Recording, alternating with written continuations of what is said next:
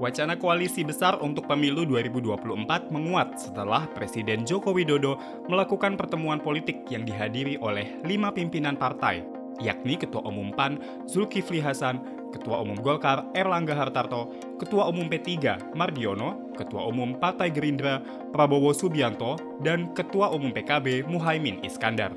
Pertemuan berlangsung di kantor Dewan Pimpinan Pusat PAN awal April lalu.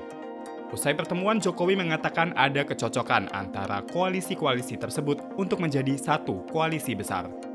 Saat ini partai pendukung pemerintah terbagi dalam 3 koalisi, yakni Koalisi Indonesia Bersatu atau KIB yang terdiri dari Golkar, PAN, dan P3, Koalisi Kebangkitan Indonesia Raya atau KKIR terdiri dari Gerindra dan PKB, terakhir Koalisi Perubahan terdiri dari Nasdem, Demokrat, dan PKS. Absennya Ketua Umum PDIP Megawati dan Ketua Umum Nasdem Surya Paloh dalam pertemuan itu seolah menjadi sinyal perubahan peta koalisi menuju pemilu 2024. Pengamat politik Universitas Al-Azhar Ujang Komarudin menilai ada 3 kepentingan munculnya koalisi besar.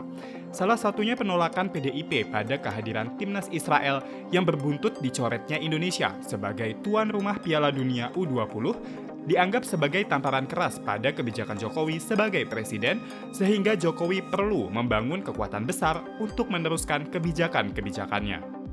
Ya, koalisi besar ini kan didorong oleh keinginan Jokowi dan katakanlah ya partai-partai yang ingin bergabung di koalisi besar itu untuk melanjutkan kebijakan-kebijakan Jokowi ke depan.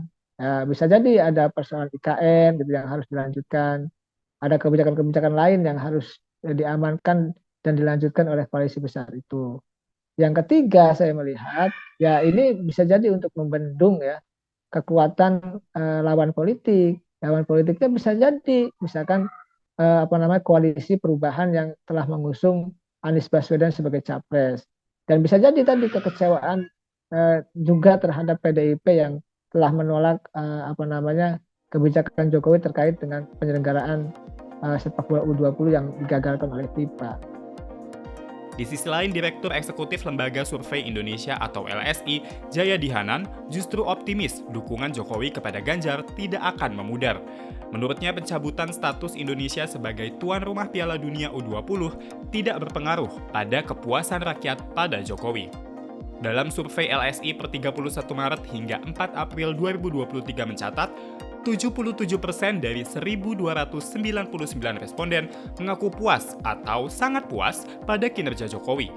Angka itu menjadi yang tertinggi sejak Januari 2015 yang hanya 62% kala itu. Tingkat kepuasan itu sejalan dengan kondisi ekonomi nasional dan penegakan hukum di Indonesia. Jokowi disebut-sebut memegang kunci kesuksesan koalisi besar.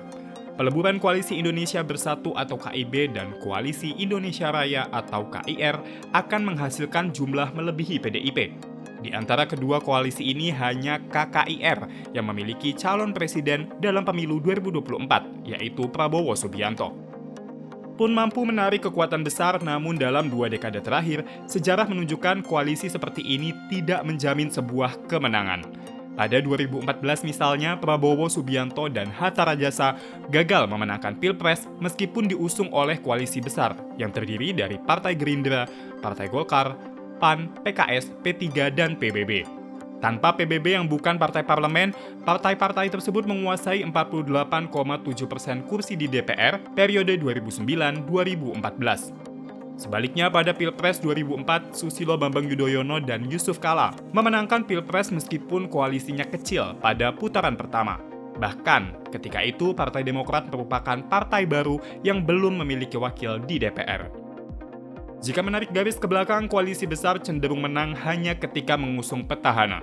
Pada 2009 misalnya, SBY dan Budiono memenangkan Pilpres dengan koalisi partai pengusung yang menguasai 47,3% kursi di DPR periode 2004-2009. Koalisi ini terdiri dari Partai Demokrat, PKS, PAN, P3, dan PKB.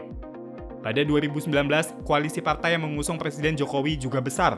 Koalisi tersebut terdiri dari 6 partai parlemen yang menguasai 60,3% kursi di DPR periode 2014-2019. Terlepas dari peluang koalisi besar menduduki kursi dalam pemilu 2024, Masyarakat tentu tidak menutup mata pada kualitas sosok yang diusung sebagai presiden dan wakil presiden mendatang.